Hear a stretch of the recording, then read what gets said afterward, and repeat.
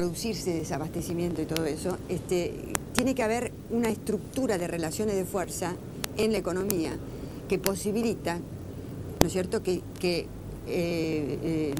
la suba de precios en un punto se expanda a toda la sociedad. Y eso lo posibilita el hecho de que es una sociedad, la Argentina, muy concentrada económicamente. Quiere decir que grandes empresas extranjeras y nacionales controlan sectores y más importante aún, puntos neurálgicos en las cadenas de valor de la producción de los distintos bienes y servicios. Entonces, al parar la producción o al retener el bien o lo que se produce en un punto, provoca un desbarajuste total. Hemos tenido hiperinflación, con la cual voló Alfonsín. Hemos tenido corridas cambiarias, no, con Alfonsín también y corridas cambiarias, ¿no es cierto?, pero con el gobierno de la Rúa lo mismo.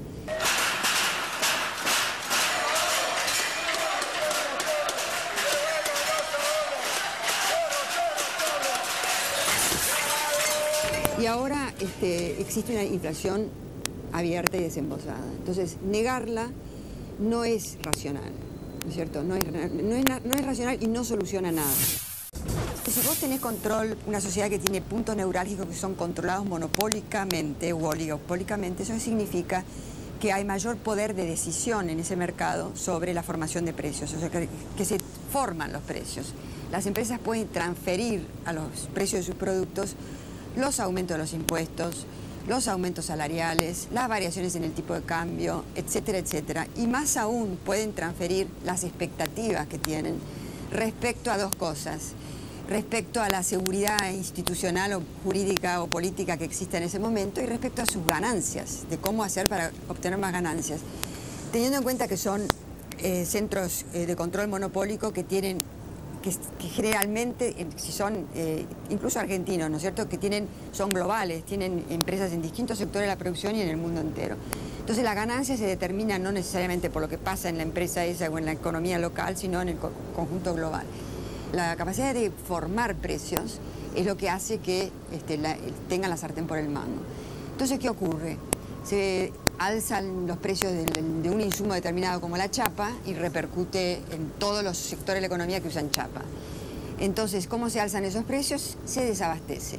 No se entregan al mercado, se entregan con cuentagotas, es decir, se sube el precio porque hay poca cantidad. Entonces, y hay poca cantidad porque se retiene. Entonces, en esa pelea por la transferir ingresos, los trabajadores que están en el mercado formal tienen cierta capacidad de lucha, que consiste en los convenios colectivos, de pedir aumentos salariales. Pero hay que tener en cuenta que en la sociedad está el mercado formal, el mercado informal y los que directamente no tienen trabajo, ¿no es cierto?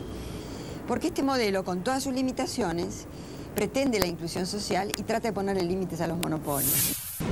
La inflación no solamente reproduce transferencias de ingresos hacia los sectores que más tienen, sino que además genera una enorme confusión política e ideológica, porque hace que los conflictos por el bolsillo, que son conflictos legítimos y dependen de la situación inmediata de cada uno y que todo el mundo tiene derecho a pelear por su bolsillo, pero hacen que esos conflictos por el bolsillo ocupen el primer lugar de la escena política, pasen a ser prioritarios. Y eso implica que la sociedad se fragmenta en 20.000 pedazos y todos luchando, es lo que yo llamo canibalismo social, todos luchando por mejorar sus ingresos y no tienen en cuenta el problema global de la sociedad, que es lograr un crecimiento económico, ¿no es cierto?, con inclusión social y que permita construir una democracia participativa, o sea, un crecimiento que permita incluir a los excluidos, a estos bolsones de pobreza crónicos y a los que están en el mercado informal, y que además permita integración nacional, porque este tipo de acumulación del capital con dependencia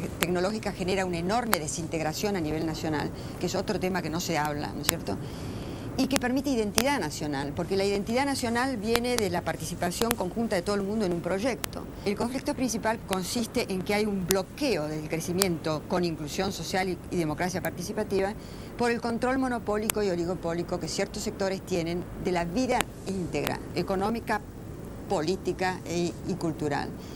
Entonces, si ese es el conflicto principal y nos dispersamos peleando por el bolsillo, perdemos de vista que estos monopolios se siguen reproduciendo, ¿no es cierto?, y la inflación se sigue reproduciendo, etcétera, etcétera. Los grupos de izquierda, tanto sindicales como de derecha, A mí me parece bastante lamentable, porque saquemos lo de lamentable porque es un concepto que no sirve. Me parece que están o confundidos o han olvidado los principios por los cuales han luchado toda su vida, ¿no es cierto? Y establecen alianzas muy espurias con sectores de derecha sindical y política que antaño eran sus enemigos. Entonces, nuevamente, ¿cuál es el proyecto global que tienen? Están siendo funcionales a los monopolios, están reproduciendo el canibalismo social, porque lo que hacen son centrales al canibalismo social, están reproduciendo conflictos, como trataba de decir antes, que son secundarios en este momento. Para el individuo son principales, pero para la sociedad en su conjunto no lo son.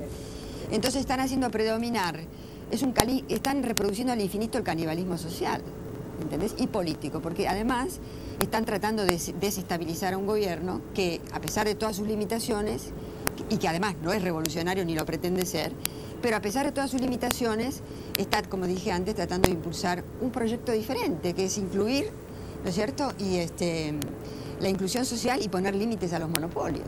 Yo me gustaría saber la izquierda, los grupos de izquierda que se han movilizado, qué dicen de los monopolios, cómo los incorporan. Ojo, cuando te digo los monopolios no tengo ninguna duda de que hay sectores monopólicos que no se tocan con este gobierno, ¿no es cierto? Claramente. Yo no voy a decir si es un error o no error. Lo único que quiero decir es que el camino se hace al andar y que el simple hecho de plantear la inclusión social y poner límites a los monopolios está provocando una reacción de los monopolios increíblemente grande en todos los niveles de la comunicación o de la información y de la economía a través de la inflación, que muestra realmente que se sienten amenazados.